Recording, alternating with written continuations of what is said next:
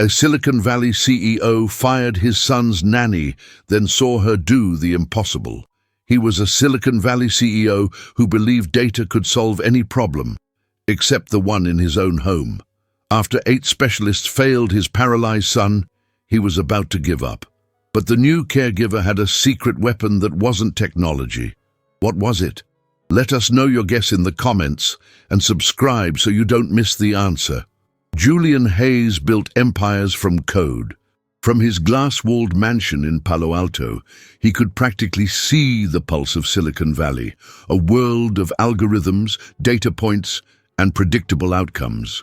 He was a man who had A/B tested his way to a billion-dollar IPO. He believed in data, in systems, in control. But all that control dissolved at the threshold of his son's bedroom. That door was a firewall his logic couldn't breach. Inside was the one variable he couldn't solve: his 9-year-old son, Leo. That afternoon, failure had a name. Heather, the 8th caregiver in a year, a highly credentialed pediatric nurse from Stanford. She stood in the minimalist foyer, her posture defeated. "Mr. Hayes," she said, her voice clinical to mask the frustration. "I can't continue. It's not his anger, it's his precision." Today, during his physical therapy, he looked at the chart and said, "According to my research, this exercise has a 7.3% efficacy rate for my specific injury. Are we just wasting chemo time?" He dismantles my ounce of hope with logic. He doesn't need a nurse. He needs someone who can argue with a tiny, heartbroken lawyer. Julian remained still, a statue carved from ambition and grief. The car accident 2 years ago had been brutally efficient. It had taken his wife, a vibrant artist, and had left his son with an incomplete spinal cord injury. The doctors, men who spoke in probabilities, had been clear. "Full recovery of motor function is a statistical outlier," the neurologist had explained, as if discussing a market fluctuation. "We recommend focusing on adaptation and quality of life within his current parameters." Julian, a man who disrupted parameters for a living, rejected the prognosis. He attacked the problem as he would any business challenge, with overwhelming resources. He transformed their home into a state-of-the-art rehabilitation facility. He flew in specialists from Johns Hopkins and the Mayo Clinic. He invested in exoskeletons and virtual reality therapy systems. But as he focused on rebuilding Leo's body, he failed to notice the boy was encasing his own heart in a fortress of intellectual ice. Leo, who used to spend hours in the garden with his mother, sketching flowers and insects, now spent his days online, devouring medical journals and challenging his caregivers with cold, hard data. His grief wasn't loud, it was a silent, suffocating withdrawal. That night, Julian found a crumpled piece of paper in Leo's recycling bin. It was a detailed architectural drawing of a beautiful, intricate birdcage. Inside, a small, featureless figure sat in a wheelchair. Outside the cage, another figure, tall and sharp-shouldered, was looking at a data screen. "Jigo, back to the cage." Julian's breath caught in his throat. He was the man with the data screen. It was Maria, the housekeeper who had been with them since before Leo was born, who dared to introduce a bug into his perfect system. She found him in his home office, staring at a wall of monitors displaying Leo's biometrics. "Mr. Julian," she said softly, her presence a warm contrast to the room's cold blue light. "Forgive me, but all this data is not making him happy. My niece, Maya, is here from Oregon for a year. She's studying to be a therapist, but the kind that uses her hands and her heart, not just machines. She builds things out of wood and clay. She says sometimes you have to heal the soul before the body will listen." The idea was so unscientific, so analog, that Julian, out of sheer desperate exhaustion, found himself agreeing. "Have her come tomorrow." Maya arrived like a gentle Oregon rain in the middle of a California drought. She was young, with paint stains on her jeans and an easy smile. She didn't comment on the house's stark architecture or the expensive art. Her eyes landed on a series of beautiful framed botanical sketches on the wall, his late wife's work. She walked over to them, her gaze full of genuine admiration. Julian launched into his standard, dispassionate briefing. The diagnosis, the prognosis, the previous failed attempts, Leo's intellectual defenses. He expected her to be intimidated. When he finished, Maya didn't ask about the medical equipment. She pointed to the drawings. Did Leo like to draw too? The question caught him off guard. He did, Julian said, his voice tight. With his mother. He hasn't touched a pencil since. Maya looked at him, her expression open and direct. People don't stop being who they are just because their circumstances change, she said simply. Sometimes they just forget. And sometimes all they need is someone to hand them a pencil, not a progress report. Can I meet him? Maya understood that Leo's bedroom was a sovereign nation with heavily fortified borders. A direct approach would be seen as an invasion. So she began a campaign of quiet diplomacy. Her first move was to ignore Leo completely. Instead, she claimed a small, sunlit corner of the vast living room as her own. She brought in a potter's wheel. The first day, the only sound from her corner was the gentle, rhythmic whir of the wheel and the soft squelch of wet clay. Leo, inevitably, rolled out of his room to investigate the strange new sound. He watched from a distance as Maya, humming softly, worked a lump of grey clay, her hands muddy and sure. "It's a mess," he said, his voice dripping with the condescending tone he had perfected. "The centrifugal force is uneven. Your base is going to be unstable." Maya looked up and smiled, unfazed. "You're absolutely right," she said cheerfully. "I'm terrible at this. I always get lost in the feeling of the clay and forget all about the physics. I guess I'm more of an artist than an engineer." She didn't ask for his help, she just stated a fact and returned to her lopsided pot. The next day, Maya brought in a large, unfinished slab of redwood and some carving tools. "My project for the month," she announced to Maria, loud enough for Leo to hear. "I'm going to try and carve a bird. A hawk, maybe." For days she worked, sending chips of fragrant wood flying. Her hawk looked more like a clumsy pigeon.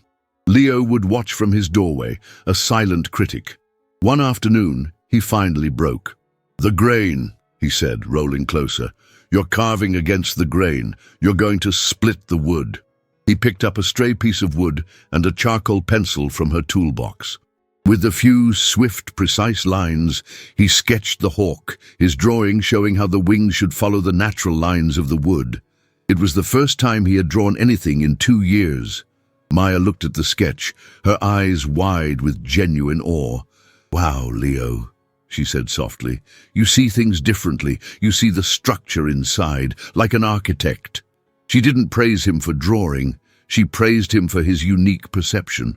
She handed him the charcoal pencil. Could you maybe draw out the rest for me so I don't mess it up?" This became their ritual. Maya would start a project, a weaving, a mobile, a mosaic, and Leo would act as the design consultant. He never touched the materials himself, but he would direct, sketch, and critique. He was engaging with the physical world, but through a safe, intellectual filter. Julian watched from a distance, a storm of conflicting emotions inside him. He saw his son reconnecting with his artistic soul, a part of him that came from his mother. But it was all so unmeasurable. There were no data points for this, no charts. One evening, he found Maya in the kitchen, sketching in a notebook. "What is your methodology?" he asked, his tone more demanding than he intended. "What's your long-term strategy? What are your key performance indicators for Leo?" Maya put down her pencil and looked at him. Her usual easygoing demeanor was gone, replaced by a quiet intensity. "My methodology, Mr. Hayes, is trust," she said. "My strategy is patience, and my KPI is the look in his eyes when he's so focused on a drawing that he forgets to be sad." She leaned forward slightly. "You've given him the best medical care money can buy. You've given him technology and data, but have you ever just sat with him in his grief? Not as a problem solver, but just as his dad. He doesn't need a CEO. He needs a father to be with him in the dark. The words hit Julian with the force of a physical blow. He had been managing his son's tragedy, not sharing it. He had been so focused on fixing the cage that he hadn't realized he was ignoring the bird inside. That night he didn't go to his office. He went to the living room and sat in the dark, looking at the half-finished wooden bird. He picked up the charcoal pencil Leo had used. It felt foreign in his hand. He thought about his wife, about her easy laughter and the way she could make anything grow, and for the first time since the accident, he didn't just feel the loss. He allowed himself to truly grieve it, and in that grief, he finally understood. Before he could hope to heal his son, he had to be willing to heal himself. A fragile truce with the past settled over the Hayes mansion. Julian, in a move that felt both terrifying and liberating, began to actively participate in Maya's unstructured therapy. He started a new rule. 1 hour every evening was a no-screen zone. During that hour, the three of them would work on a project together. Julian, rediscovering a long-dormant part of himself, found he was a natural at the structural side of their creations, building intricate frames for Maya's weavings or stable bases for Leo's design concepts. For the first time, the house echoed with collaborative chatter, not just the hum of servers. Leo, caught between his father's newfound engagement and Maya's steady presence, began to lower his defenses. He started to use his hands more, first to sculpt small clay figures, then to paint. Maya had a special easel built that could be adjusted to his wheelchair, and she mixed paints for him, always talking about the feel and texture, not the therapeutic benefit. The artist in Leo, dormant for so long, awoke with a ravenous appetite. He painted with a ferocity and talent that stunned Julian. His canvases were not sad, they were powerful, full of dark, swirling colors and bursts of brilliant light, like galaxies being born. But Maya, with her therapist's eye, saw the storm beneath the surface. She saw the flash of fury in Leo's eyes when he couldn't reach a canvas. She saw how he clenched his jaw when his own body betrayed a brushstroke. The art was his voice, but his body was still a prison. She knew the next step in his healing had to be physical. It had to be his choice. She approached it like one of their art projects. "Leo," she said one day, "I've been reading about the concept of embodied cognition, the idea that our physical movements can change how we think and feel. I have this theory that if we could find a way for you to paint on a huge canvas, standing, it would completely change the scale of your art." She wasn't talking about walking, she was talking about art. She was speaking his language. Intrigued, Leo agreed. With Julian's help, they designed a set of parallel bars in the home gym, with a harness system for support.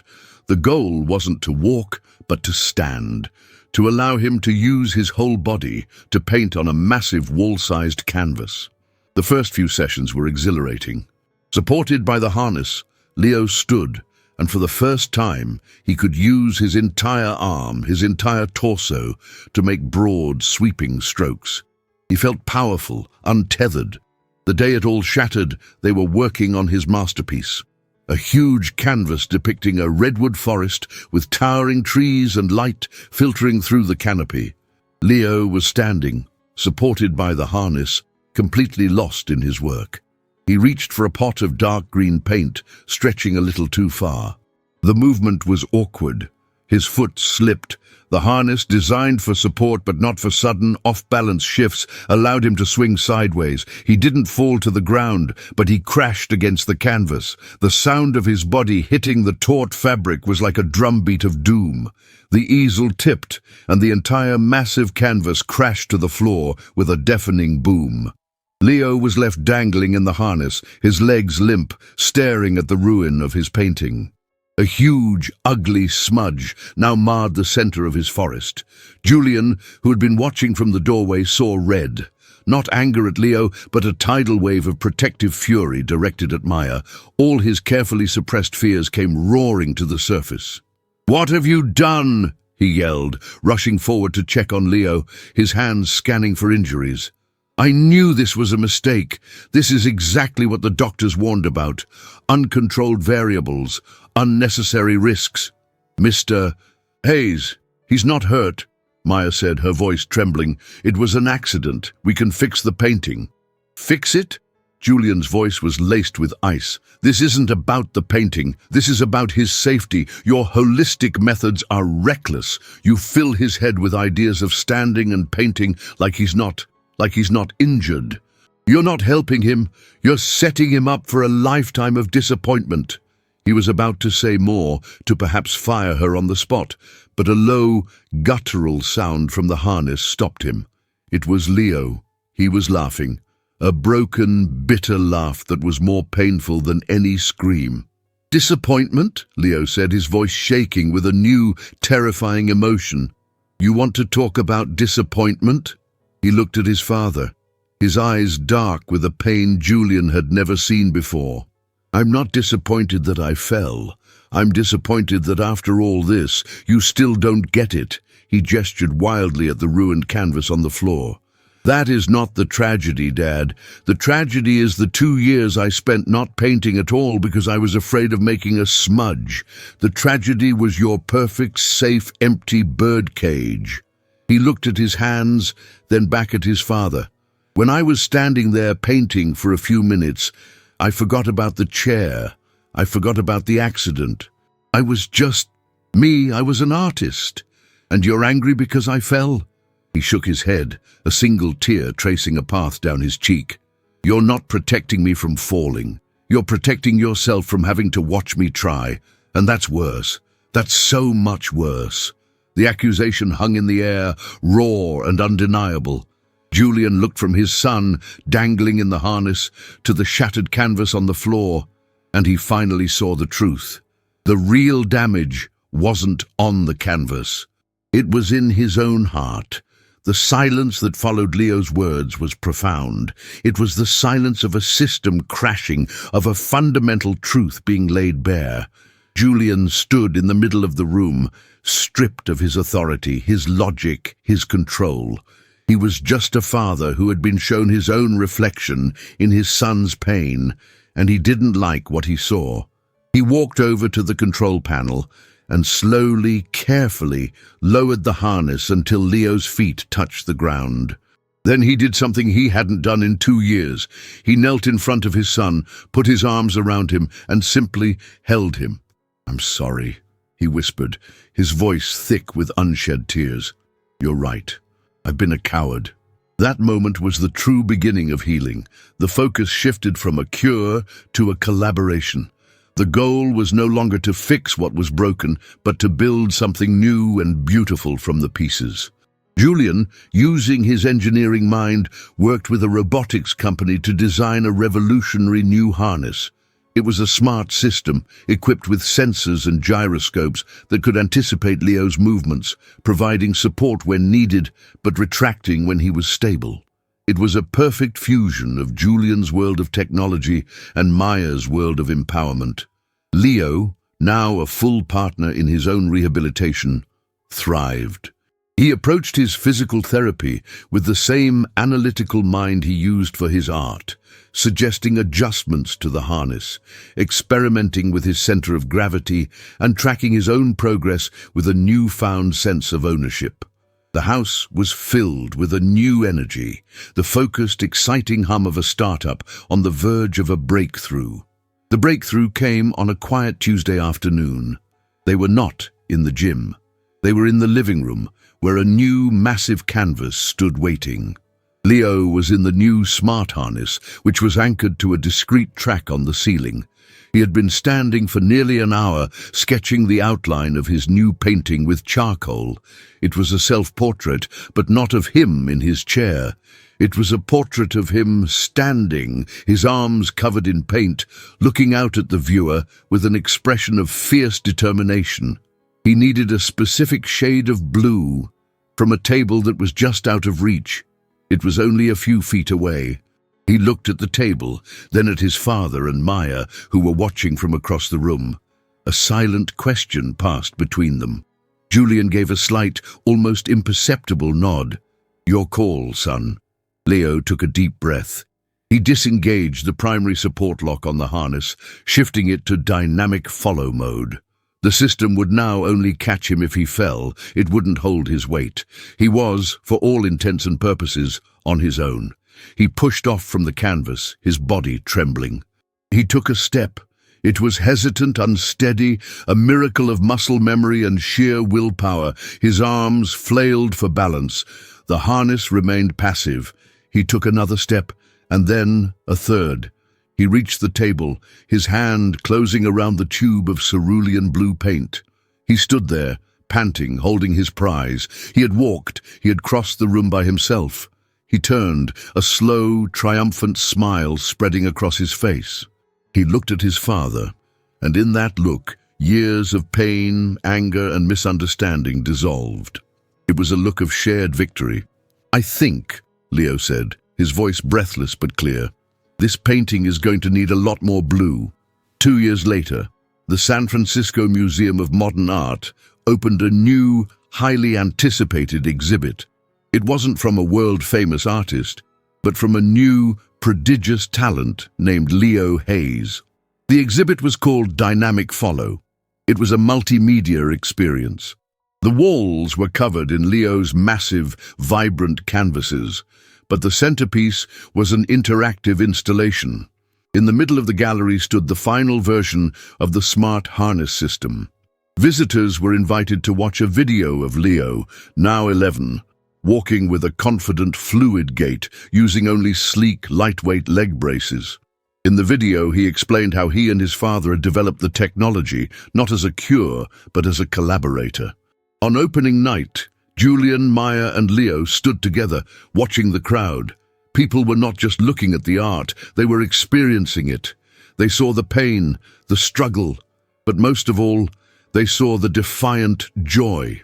A famous art critic approached Julian. "I've followed your career for years, Mr. Hayes," the critic said.